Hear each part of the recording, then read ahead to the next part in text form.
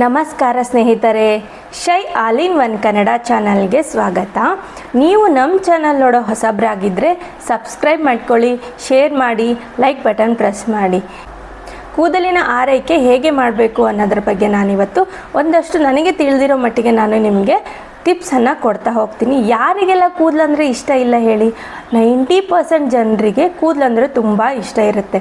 ಆದರೆ ಅದನ್ನು ಆರೋಗ್ಯಕರವಾಗಿ ನೋಡ್ಕೊಳ್ಳೋದ್ರಲ್ಲಿ ನಾವು ಸೋಲ್ತಾ ಇರ್ತೀವಿ.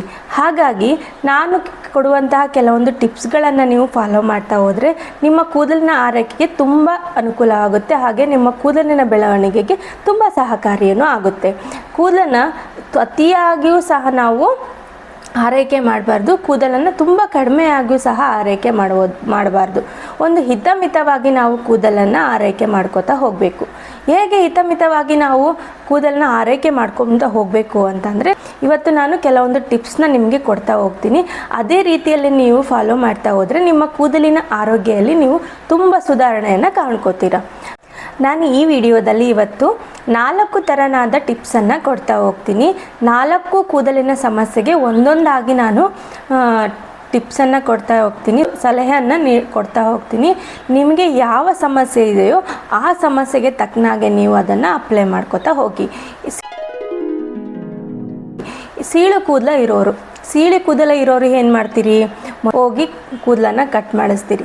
ಹೀಗೆ ಕಟ್ ಮಾಡೋದ್ರಿಂದ ಮತ್ತೆ ನಿಮ್ಗೆ ಯಾವ ಪೊಸಿಷನ್ಗೆ ಸೀಳಾಗಿರುತ್ತೋ, ಕೂದಲ ಸ್ಪ್ಲಿಟ್ ಆಗಿರುತ್ತೋ, ಮತ್ತೆ ಆ ಕೂದಲ ಅಷ್ಟು ಬೆಳೆದ ತಕ್ಷಣ ಮತ್ತೆ ಅದೇ ಸ್ಪ್ಲಿಟ್ನೇ ಆಗುತ್ತೆ. ಯಾವುದೇ ಪರಿಹಾರ ಆಗೋದಿಲ್ಲ. ಆದರೆ ಇವತ್ತು ನಾನು ಹೇಳುವ ಟಿಪ್ಸನ್ನು ನೀವು ಫಾಲೋ ಮಾಡಿದರೆ ಹಂತ ಹಂತವಾಗಿ ನಿಮ್ಮ ಸೀಳು ಕೂದಲ ಕಡಿಮೆ ಆಗುತ್ತೆ. ಏನು ಮಾಡಬೇಕು ಅಂದರೆ ಕೊಬ್ಬರಿ ಎಣ್ಣೆಗೆ 1 ಸ್ಪೂನು ಔಡ್ಲೆ ಎಣ್ಣೆ ಅಂದರೆ ಕ್ಯಾಸ್ಟ್ರೋ ಆಯಿಲನ್ನು ಮಿಕ್ಸ್ ಮಾಡಿಕೊಂಡು ನಿಮ್ಮ ಕೂದಲ ಎಲ್ಲಿ ಸ್ಪ್ಲಿಟ್ ಇದೆಯೋ, ಎಲ್ಲಿ ನಿಮ್ಮ ಕೂದಲ ಎಂಡಿದೆಯೋ ಅಲ್ಲಿವರೆಗೂ ನೀವು ಎಣ್ಣೆನ ಹಚ್ಕೋಬೇಕು. ಹಚ್ಚಿ ಗಸಗಸ ಈ ಥರ ಎಲ್ಲ ತಿಕ್ಕೋ ಹಾಗಿಲ್ಲ. ಕೂದಲು ಹೆಂಗಿದೆಯೋ ಅಷ್ಟು ಸುಮ್ಮನೆ ಈ ಥರ ಹಚ್ಕೋತಾ ಹೋಗಬೇಕು. ಹೀಗೆ ಜಸ್ಟ್ ಹೀಗೆ ಎಂಡ್ ಇಲ್ಲಿದೆ ಅಲ್ವಾ, ಎಂಡ್ವರೆಗೂ ನೀವು ಈ ಥರ ಹಚ್ಕೋತಾ ಹೋಗಬೇಕು. ಈ ಥರ ಹಚ್ಚಿ ಈ ಥರ ಎಲ್ಲ ತಿಕ್ಕೋ ಹಾಗಿಲ್ಲ. ನೀವು ತಿಕ್ಕಿದರೆ ಈ ಥರ ತಿಕ್ಕೋದ್ರಿಂದ ಕೂದಲೆ ಅನ್ನೋದು ಒಂಥರ ದಾರದ ಥರ. ಯಾವ ಥರ ಈಗ ತಿಕ್ಕುತ್ತೀರೋ ತುದಿಯಲ್ಲಿ ನಿಮಗೆ ಸ್ಪ್ಲಿಟ್ ಏರು ಸ್ಟಾರ್ಟ್ ಆಗುತ್ತೆ. ಸೊ ಹಾಗಾಗಿ ಏನು ಮಾಡಬೇಕು ನೀವು ಅಂದರೆ ಕೂದಲ ಈ ಥರ ಜಸ್ಟ್ ಒಂದು ಕೊಬ್ಬರಿ ಎಣ್ಣೆಗೆ ಒಂದು ಸ್ವಲ್ಪ ಉಗುರು ಬೆಚ್ಚಗೆ ಮಾಡಿಕೊಂಡು 1 ಸ್ಪೂನ್ ಔಡ್ಲೆ ಎಣ್ಣೆನ ಸೇರಿಸ್ಕೊಂಡು ಈ ಥರ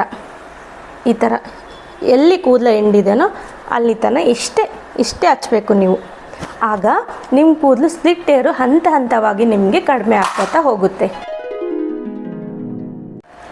ನೆಕ್ಸ್ಟು 2ನೇ ಟಿಪ್ಸ್ ಅಂದರೆ ಡ್ಯಾಂಡ್ರಫ್. ಇವಾಗಂತೂ ತುಂಬ ಎಲ್ಲರಿಗೂ ಡ್ಯಾಂಡ್ರಫ್ ನೋಡ್ತಾನೆ ಇರ್ತೀವಿ.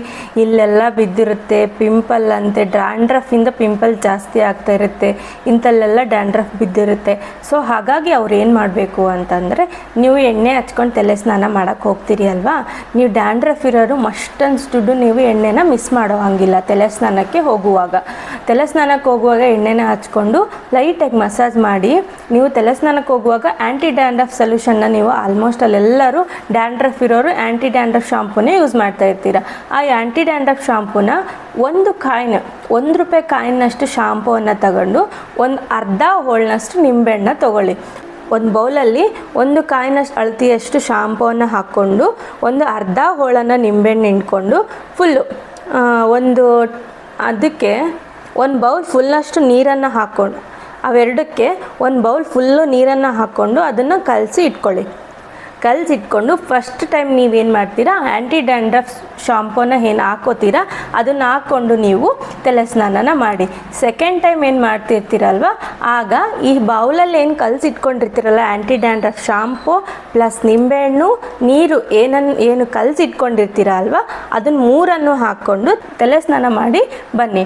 ಹೀಗೆ ಮಾಡೋದ್ರಿಂದ ನಿಮ್ಮ ಕೂದಲಲ್ಲಿರೋ ಡ್ಯಾಂಡ್ರಫ್ ತುಂಬ ಕಡಿಮೆ ಹಾಕೋತಾ ಹೋಗುತ್ತೆ. ಹಾಗೆ ಬಂದ ತಕ್ಷಣ ನೀವು ಕೂದಲನ್ನ ಉಜ್ಜಬೇಡಿ. ಜಸ್ಟ್ ಒಂದು ಟವಲ್ನ ಕಟ್ಕೊಂಡು ಬಿಟ್ಬಿಡಿ.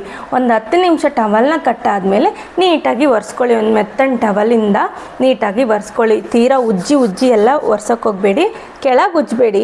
ಸ್ವಲ್ಪ ಡ್ಯಾಂಡ್ರಫ್ ಜಾಸ್ತಿ ಇತ್ತು ಅಂತ ಅನ್ನೋರು ಮೆತ್ತನ್ ಟವಲ್ ತೊಗೊಂಡು ಬೆರಳುಗಳಲ್ಲಿ ಹಿಂಗೆ ಉಜ್ಕೊಳ್ಳಿ. ಆ ಡ್ಯಾಂಡ್ರಫ್ ಏನಾದರೂ ಇನ್ನೂ ಉಳ್ಕೊಂಡಿತ್ತು ಅಂದರೆ ನೆಕ್ಸ್ಟ್ ವಾಶಲ್ಲಿ ಅದು ಕ್ಲೀನ್ ಆಗಬೇಕು ಅಲ್ವಾ, ಹಾಗಾಗಿ ಅದನ್ನು ಸ್ವಲ್ಪ ಉಜ್ಕೊಳ್ಳಿ. ಡ್ಯಾಂಡ್ರಫ್ ಎದ್ಮೇಲೆ ನೆಕ್ಸ್ಟ್ ವಾಶಲ್ಲಿ ಅದು ಮತ್ತೆ ಕ್ಲಿಯರ್ ಆಗುತ್ತೆ. ಆಮೇಲೆ ಮೇಡಮ್, ನನಗೆ ಎಷ್ಟೇ ಬೆಳೆಸಿದ್ರು ಕೂದಲ ಉದ್ದ ಬರ್ತಾನೇ ಇಲ್ಲ, ಯಾವುದೇ ಸಮಸ್ಯೆ ಇಲ್ಲ ನನಗೆ ಕೂದಲಲ್ಲಿ, ಆದರೆ ಉದ್ದ ಬರ್ತಿಲ್ಲ ನನ್ನ ಕೂದಲು. ಎಷ್ಟಿದೆ ಒಂದಿಷ್ಟು ಕೂದಲಿಗೆ ಬರ್ತಾನೆ ಅದು ಕಟ್ಟಾಗಿ ಉದುರೋಗುತ್ತೆ. ಇದಕ್ಕೆ ಏನು ಮಾಡೋದು? ಆದರೆ ನಿಮಗೆ ಕೂದಲ ಉದುರ್ತಾ ಇಲ್ಲ ಅಂತಂದರೆ ಎಲ್ಲ ಕರೆಕ್ಟಾಗಿ ಇರುತ್ತೆ, ಡ್ಯಾಂಡ್ರಫ್ ಇರೋದಿಲ್ಲ, ಏನಪ್ಪ ರಫ್ ಕೂದಲ ಇರೋದಿಲ್ಲ, ಅಂದರೆ ಉಪ್ಪು ನೀರಿನ ಸಮಸ್ಯೆ ಇರೋದಿಲ್ಲ. ಆದರೂ ಸಹ ನನಗೆ ಕೂದಲ ಉದುರ್ತಾನೇ ಇದೆ ಮೇಡಮ್, ಉದುರ್ತಾ ಇದೆ, ಜಸ್ಟ್ ಲೈಕ್ ಕಟ್ ಆಗ್ತಾ ಇದೆ ಮೇಡಮ್, ಏನು ಮಾಡಬೇಕು ಅಂತ ಹೇಳೋರಿಗೆ ನೀವು ಬಾಚಣಿಕೆಯಲ್ಲಿ ಅಂದರೆ ಬಾಚಣಿಕೆನ ಚೇಂಜ್ ಮಾಡಿ. ತುಂಬ ಸಣ್ಣ ಸಣ್ಣ ಸಣ್ಣ ಸಣ್ಣ ಅಲ್ಲಿರೋದನ್ನು ಬಿಟ್ಟು ಸ್ವಲ್ಪ ಅಗ್ಲ ಅಲ್ಲಿರೋದನ್ನು ತೊಗೊಳ್ಳಿ. ಆದರೆ ನೀವು ಹಿಂಗೆ ಬಾಚ್ತಿರಲ್ವ, ಇಲ್ಲಿಗೆ ನಿಲ್ಲಿಸ್ತಿರಲ್ಲ, ಅಲ್ಲಿಗೆ ಅದು ಕಟ್ಟಾಗುವಂಥ ಸಾಧ್ಯತೆ ಇರುತ್ತೆ. ನಿಮ್ಮ ಕೈ ಎಲ್ಲಿರುತ್ತೋ ಅಲ್ಲಿಗನ ಕಟ್ಟಾಗುವಂಥ ಸಾಧ್ಯತೆ ಇರುತ್ತೆ. ಸೊ ನೀವೇನು ಮಾಡಬೇಕು, ಕೂದಲನ್ನ ಆಫ್ ಭಾಗ ಮಾಡಿಕೊಂಡು ಒಂದು ಪಾರ್ಟನ್ನು ಹಿಂಗೆ ಹಾಕ್ಕೊಂಡು ನೀವು ಕೂದಲು ಇಲ್ಲಿ ಸ್ಟಾರ್ಟ್ ಮಾಡಿದ್ದು ಇಲ್ಲಿವರೆಗೂ ನಿಲ್ಲಿಸೋ ಹಾಗಿಲ್ಲ, ಎಂಡ್ವರೆಗೂ ನಿಲ್ಲಿಸೋ ಹಾಗಿಲ್ಲ ಬಾಚಣಿಕೆನ. ಅಂದರೆ ಫಸ್ಟೆಲ್ಲ ನೀವು ಇಲ್ಲಿಂದ ಚಿಕ್ಕ ಬಿಡಿಸ್ಕೊತ ಬನ್ನಿ, ಆಮೇಲೆ ಇಲ್ಲಿಂದ ಏನು ಸ್ಟಾರ್ಟ್ ಮಾಡಿರ್ತೀರ ಅಲ್ವಾ ಅದನ್ನು ನಿಲ್ಲಿಸೋ ಹಾಗಿಲ್ಲ. ಈಗ ನೀವೇನು ಇಲ್ಲಿಗನ ಬಂದು ನಿಲ್ಲಿಸ್ತೀರಾ, ಇಲ್ಲಿ ಏನಾದರೂ ಚಿಕ್ಕಿರುತ್ತಲ್ವ, ಇಲ್ಲಿಗೆ ನಿಮ್ಮ ಕೂದಲ ಕಟ್ಟಾಗುತ್ತೆ. ನಿಮ್ಮದು ಕೂದಲ ಚಿಕ್ಕಿರುತ್ತೆ ಅಲ್ವಾ, ಚಿಕ್ಕಿದ್ದಾಗ ಇಲ್ಲಿಂದ ಬಾಚ್ಕೊತ ಬರ್ತೀರಾ, ನಿಮ್ಮ ಚಿಕ್ಕ ಇಲ್ಲಿರುತ್ತಾ, ಇಲ್ಲಿಗೆ ನಿಲ್ಲಿಸ್ತೀರಾ ನೀವು, ಇಲ್ಲಿಗೆ ತುಂಬ ಅಂದರೆ ನಿಮ್ಮ ಕೂದಲು ತುಂಬ ಸೆನ್ಸಿಟಿವ್ ಇರುತ್ತೆ. ಆ ಸೆನ್ಸಿಟಿವ್ ಇರೋ ಕಾರಣಕ್ಕೆ ನಿಮಗೆ ಕೂದಲ ಇಲ್ಲಿ ಕಟ್ಟಾಗುತ್ತೆ. ನೀವು ಎಷ್ಟೇ ಪ್ರಯತ್ನ ಪಟ್ಟರು ನಿಮ್ಮ ಕೂದಲ ಮುಂದೆ ಬೆಳೆಯಲ್ಲ, ಯಾಕಂದರೆ ಇಲ್ಲಿಗೆ ಕಟ್ಟಾಗೋಗಿರುತ್ತೆ, ನಿಮ್ಮ ಕೂದಲ ಸೆನ್ಸಿಟಿವ್ ಇರುತ್ತೆ. ಹಾಗಾಗಿ ನೀವೇನು ಮಾಡಬೇಕು, ಇಲ್ಲಿಂದ ಸ್ಟಾರ್ಟ್ ಮಾಡಿ ನಿಮ್ಮ ಹೆಂಡ್ವರೆಗೂ ನೀವು ಕೂದಲನ್ನ ಬಾಚಬೇಕು. ಅಂದರೆ ಫಸ್ಟ್ ಚಿಕ್ಕ ಇಲ್ಲಿಂದನೇ ಬಿಡಿಸ್ಕೋತಾ ಫುಲ್ಲು ಚಿಕ್ಕ ಬಿಡಿಸಿರಬೇಕು, ಕೂದಲಲ್ಲಿರೋ ಚಿಕ್ಕೆಲ್ಲ ಬಿಡಿಸಿ ಇಲ್ಲಿಂದ ಇಲ್ಲಿವರೆಗೂ ಲೆಂತ್ ಒಂಥರ ಮಸಾಜ್ ಅದು ಕೂದಲಿಗೆ ಇಲ್ಲಿಂದ ಇಲ್ಲಿವರೆಗೂ ಬೆಳೆಯೋಕ್ಕೆ ನೀವು ದಾರಿ ಮಾಡಿಕೊಟ್ಟಂಗೆ. ಹೌದಾ? ಹೀಗೆ ಮಾಡ್ತಾ ಹೋಗಿ ನಿಮ್ಮ ರಿಸಲ್ಟ್ ನಿಮಗೆ ಗೊತ್ತಾಗುತ್ತೆ. ನನಗೆ ಮದುವೆಗೂ ಮುಂಚೆ ತುಂಬ ಚೆನ್ನಾಗಿತ್ತು ಕೂದಲ, ಆದರೆ ಮದುವೆ ಆದಮೇಲೆ ಕೂದಲ ಉದುರ್ತಾ ಬಂತು, ಅಥವಾ ಡೆಲಿವರಿ ಆದಮೇಲೆ ನನ್ನ ಕೂದಲ ಉದುರ್ತಾ ಬಂತು ಅಂತ ಹೇಳೋರೆ ತುಂಬ ಜಾಸ್ತಿ. ಆದರೆ ಯಾಕೆ ಉದುರ್ತು, ಯಾವ ಕಾರಣಕ್ಕೆ ಉದುರ್ತು ಅಂತ ನಾವು ಯಾರೂ ಅದನ್ನು ಯೋಚನೆಯೂ ಮಾಡಲ್ಲ. ಯಾಕಂದರೆ ವಿಟಮಿನ್ಸ್ ಕಡಿಮೆ ಆಗಿರುತ್ತೆ. ಈಗ ಮದುವೆ ಆಗಿ ಒಂದು ಕಡೆಯಿಂದ ಮತ್ತೊಂದು ಕಡೆಗೆ ನಾವು ಮದುವೆ ಆಗಿ ಹೋದ್ವಿ ಅಂದ್ಕೊಳ್ಳಿ, ಈ ನೇಚರ್ಗೆ ನಮ್ಮ ಕೂದಲ ಅಡ್ಜಸ್ಟ್ ಆಗಿರುತ್ತೆ. ಅಲ್ಲಿಂದ ನಾವು ಆ ನೇಚರ್ಗೆ ಹೋಗಿ ಅಡ್ಜಸ್ಟ್ ಆಗೋಷ್ಟೊತ್ತಿಗೆ ನಮ್ಮ ಕೂದಲ ಉದುರಕ್ಕೆ ಸ್ಟಾರ್ಟ್ ಆಗಿರುತ್ತೆ. ಅದು ಕ್ಷಣಿಕ, ಮತ್ತು ಅದು ಕಂಟಿನ್ಯೂ ಆಗಿ ಬರುತ್ತೆ. ಆದರೆ ಅದು ಉದುರಿದ ಕೂದಲನ್ನು ಬರೋಕ್ಕೆ ನಮಗೆ ದಾರಿ ಮಾಡಿಕೊಡ್ಬೇಕು. ನಾವು ರೂಟ್ಗಳನ್ನು ಮುಚ್ಚೋಕ್ಕೆ ದಾರಿ ಮಾಡಿಕೊಡ್ಬಾರ್ದು. ಉದುರಿರೋ ಕೂದಲನ್ನು ಬೆಳೆಯೋಕ್ಕೆ ನಮಗೆ ಎಷ್ಟು ಸಾಧ್ಯನೋ ಅಷ್ಟು ನಾವು ದಾರಿನ ಮಾಡಿಕೊಡ್ಬೇಕು. ತುಂಬ ಜನ ಹೇಳ್ತಾರೆ ಡೆಲಿವರಿ ಆದಮೇಲೆ ನಮಗೆ ಕೂದಲ ಉದುರ್ತಾ ಇದೆ. ಡೆಲಿವರಿ ಆದಮೇಲೆ ಯಾಕೆ ಕೂದಲ ಉದುರ್ತಾ ಇದೆ ಅಂತಂದರೆ ನಾವು ಮಕ್ಕಳಿಗೆ ಫೀಡನ್ನು ಮಾಡ್ತಾ ಇರ್ತೀವಿ. ನಾವು ಫೀಡ್ ಮಾಡಿದಾಗ ಏನಾಗುತ್ತೆ, ನಾವು ತಿನ್ನಂಥ ಆಹಾರದಲ್ಲಿ 50% ವಿಟಮಿನ್ ಮಗುಗೆ ಟ್ರಾನ್ಸ್ಫರ್ ಆಗುತ್ತೆ. ಆಗ ನಮ್ಮ ದೇಹಕ್ಕೆ ಬೇಕಾಗುವಂಥ ವಿಟಮಿನ್ ಸಿಗೋದಿಲ್ಲ. ನಮ್ಮ ದೇಹಕ್ಕೆ ಸಿಗುವಂಥ ವಿಟಮಿನ್ ಸಿಗದೇ ಇದ್ದಾಗ ಕೂದಲಿಗೂ ಸಹ ಅದು ಸಿಗೋದಿಲ್ಲ. ಹೀಗೆ ಆಗೋದ್ರಿಂದ ಏನು ಮಾಡಬೇಕು ನೀವು ಅಂತಂದರೆ, ಯಥೇಚ್ಛವಾಗಿ ವಿಟಮಿನ್ ಭರಿತವಾದ ಆಹಾರವನ್ನು ಸೇವನೆ ಮಾಡ್ಬೋದು.